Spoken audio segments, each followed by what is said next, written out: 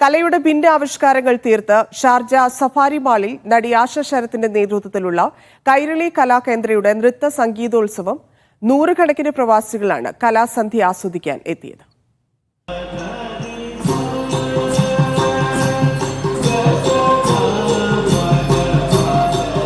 GCCയിലെ പ്രമുഖ hyper market ശൃംഖലയായ safari ഗ്രൂപ്പിന്റെ Sharjah Muwaileh മാളിൽ വൈകിട്ട് 6 മണി മുതലായിരുന്നു കലാസായാഹനം.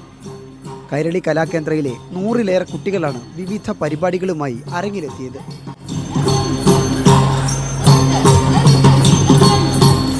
നർത്തകി കൂടിയായ നടി ആശ ശരത് ഭദ്രദീപം കൊളുത്തി ചടങ്ങ് ഉദ്ഘാടനം ചെയ്തു. നാട്ടിൽ ഒരുപാട് വേദികൾക്കുള്ള അവസരമുണ്ട്. ഇവിടെ കുട്ടികൾക്ക് അത് കുറവാണ്. അത് കൊടുക്കുക എന്നുള്ള ഉദ്ദേശത്തിലാണ് എല്ലാ മാസവും കുട്ടികളെ സ്റ്റേജ് പെർഫോമൻസിന് കൊണ്ടുവരുന്നത്.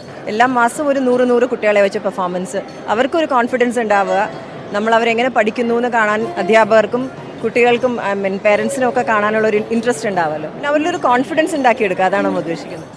ക്ലാസിക്കൽ നൃത്തരൂപങ്ങൾക്കൊപ്പം പുതിയ പാട്ടുകൾക്കും കുട്ടികൾ ചുവടുവെച്ചു.